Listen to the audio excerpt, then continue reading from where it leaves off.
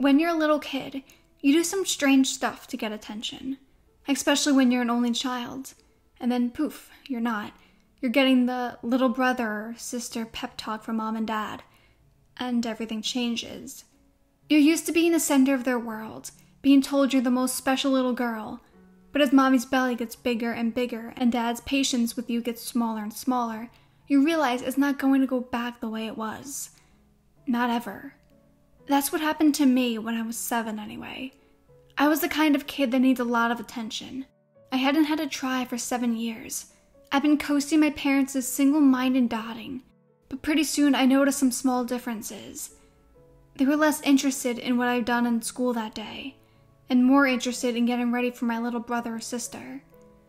I was like an alcoholic without a bottle. You feel fine at first, but soon the tremors set in, and you realize you just need it, you know? You need their eyes on you, loving you, reminding you that you're the most special little kid in the whole wide world. Maybe the only special little kid. So in the last month or so before the baby came, I got creative. I made a new friend, I told them one night at dinner. At school, sweetheart? Mom asked. No, I said fidgety, excited, twitching in my seat, when they both looked at me with rapt attention from across the table. Time to launch my plan into action. He lives in the air vents. His name is Marty, and he's magic. Oh, said my dad, and I smiled a little. That's fun. Eat your peas, Rosie. And that was it. That was it. I just told them that Magic Marty lived in our air vents, and all I got was, that's fun? And what's worse, they went back to talking about the baby. I always heard that word with an ominous sort of importance, and whether they thought the nursery could be painted over the weekend or not. I stewed and pushed peas around my plate. I knew I was going to think of something better. Something to make them ask questions about Marty, about me, like they used to. Stupid baby. I didn't care if it was a brother or a sister. It was a pain before we even got here. Over time, I came up with new tidbits about Magic Marty, about how amazing he was. He only ate jelly beans. He could move things with his mind. He had a cat named Baseball, and he was my very best friend. Mom and Dad didn't care at all that much. I made sure they smiled and nodded and gave me the barest hint of recognition. They had their minds on other things. I upped the ante and started talking to the air vents in rooms all over the house, loud enough so that my parents could hear me in the den. Marty! I'd cry excitedly. You moved my coloring book when I was at school. Did you do that with your mind? Marty! I would shout out with glee. I wish I could eat your jelly beans for dinner. Marty! I'd explain. Have you let Baseball out? Kitty cats need exercise. Nothing. The dumb old baby got everything. I started wondering if I was really so special after all. After one particularly hard day, when I brought home a Gold Star paper, and Mom left it on the counter, didn't even bother to put it up in the fridge with one of my favorite fruit-shaped magnets, I crawled under my bed. I hidden under there before during games of hide-and-seek with my best friend Brittany, and that day I didn't even want attention anymore. I just wanted to hide away from the world and think about how things used to be. I lay there gloomy on my stomach with the dust bunnies, chin on hands, trying to decide whether or not I had it in me to even cry when I noticed it. The air vent. A slotted metal rectangle sat on the carpet, hidden by my bed. Mom sometimes yelled at Dad for rearranging the furniture. He covered the vents up, and then they had an argument about whether the air conditioning could even cool the room properly with some huge couch covering it. I guess she'd never noticed the vent under my bed, because there'd never been a fight about that one. I don't know why, but I started talking to it. For real. Up until then, it had all been stories and playing for show. But that day, I decided if I wasn't going to be the most special little girl anymore, I may as well have a friend, even if he was a made-up one. I told Magic Marty I thought Baseball was a very good name for a cat. I said moving stuff with his mind must be hard, but it was a neat trick to have. I confessed that it was really cool he only ate jelly beans. I liked the red ones the best. Which color was his favorite? And then the air vent said, the pink ones. A pause, and then they taste like cotton candy. I stared at the vent.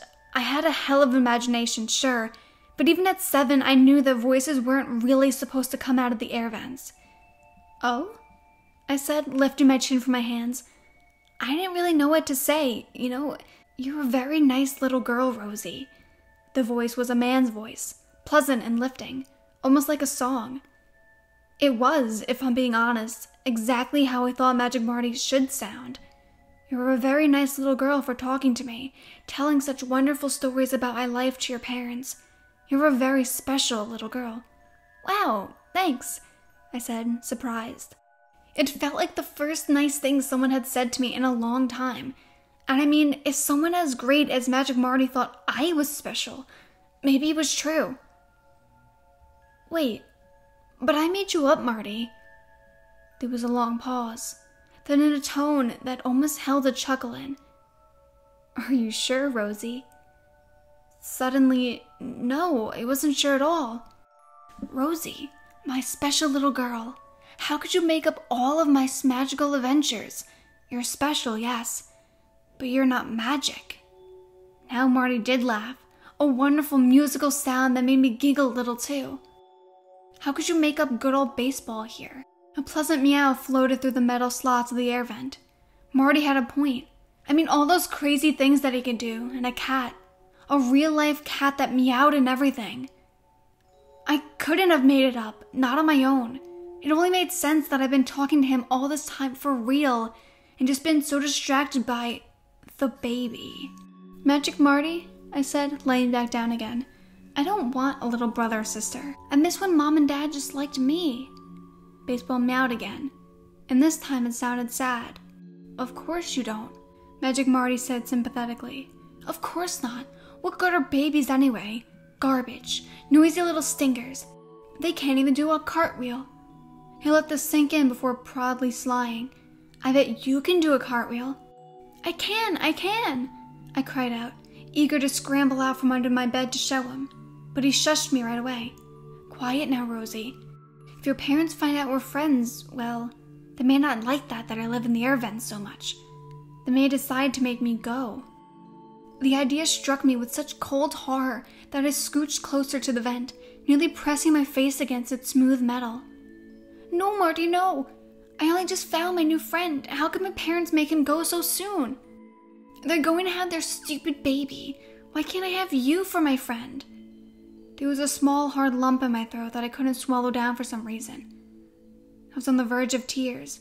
Don't cry, Rosie, said Magic Marty in a voice as sweet and smooth as honey. I will think of something. For the next month, Marty and I talked about everything.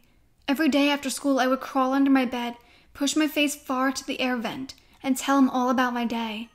I told him when Arthur traded me his plastic snake for my slide whistle. I told him how he only needed 3 more gold stars to get a class pizza party. I told him that Marissa S. was the best hopscotch player I'd ever seen. Marty oohed and awed and asked questions, asked for more. He also asked when he thought I'd be getting a new brother or sister. I told him I didn't know. One day I came home, and Teresa, my teenage neighbor, 1 house over, was sitting on the couch instead of my heavily pregnant mother. Hey, Rosie girl, she said as I walked in and dropped my backpack. Your mom and dad are at the hospital. You're going to have a new little brother or sister soon. Neat, I said, but I didn't think it was neat at all. I'm going to my room. Under my bed, I moped and played with my plastic snake. When you held it by its tail, the segmented pieces slithered back and forth like a real snake.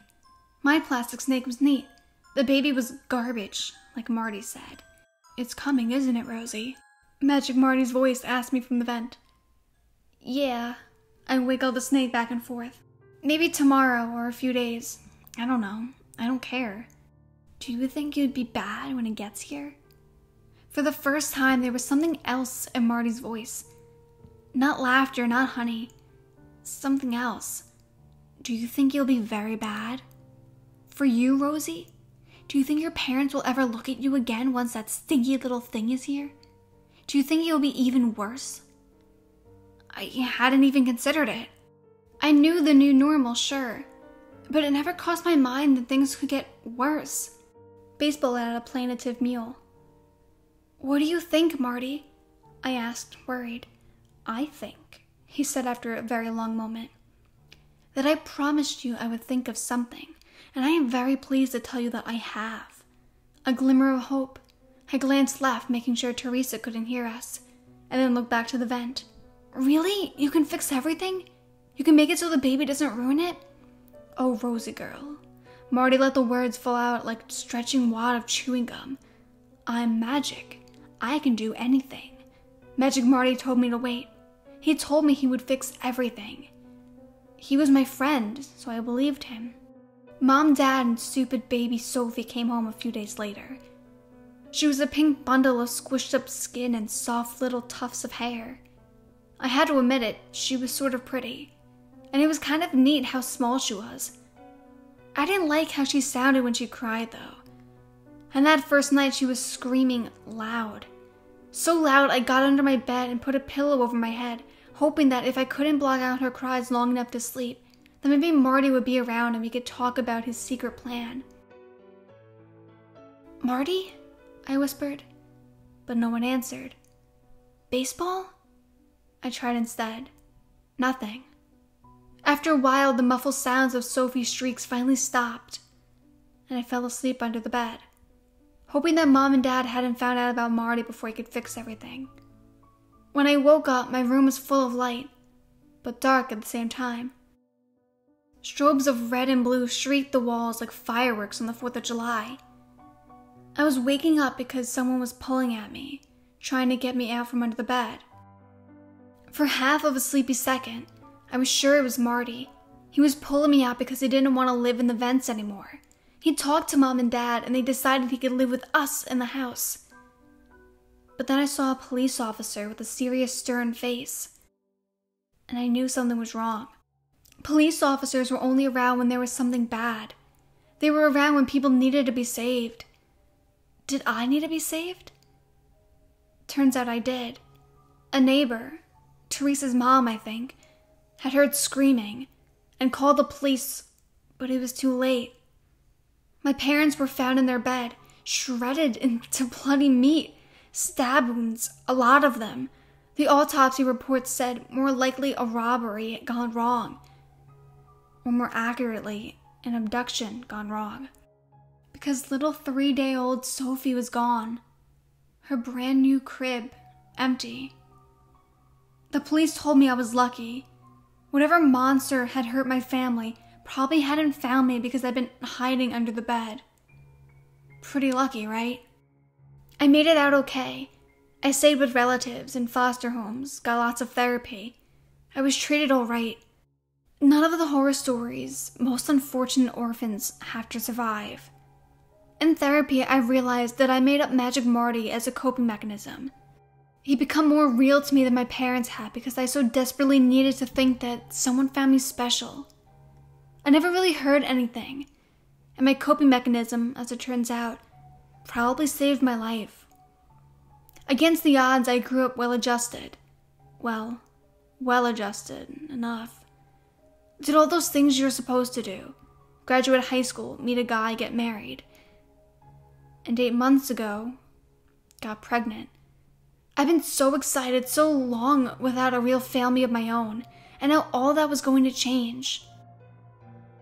But yesterday, I was setting up my daughter's nursery, and I dropped one of her little blankets on the ground.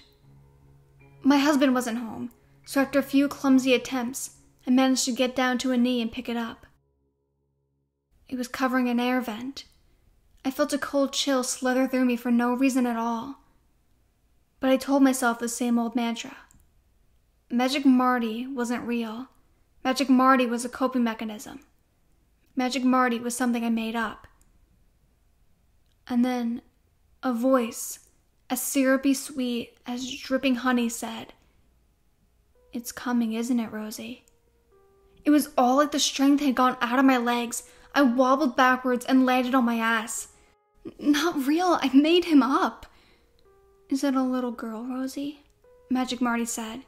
Because there was no one else that voice belonged to. No one else it could belong to. I hope it is. Oh, I so hope it's a little girl. Do you know why, Rosie girl? "You're not real," I said, but I didn't believe it, and I suddenly realized I never believed it. Because I fixed it. He started laughing then, and somewhere in the laughter, I thought I could hear the yowl of a feral cat. I fixed it just like you asked, and you don't even know the best part. I just wanted to feel special. The best part, Magic Marty chuckled, was how she tasted.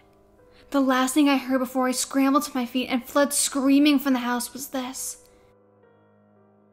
The pink ones taste like cotton candy.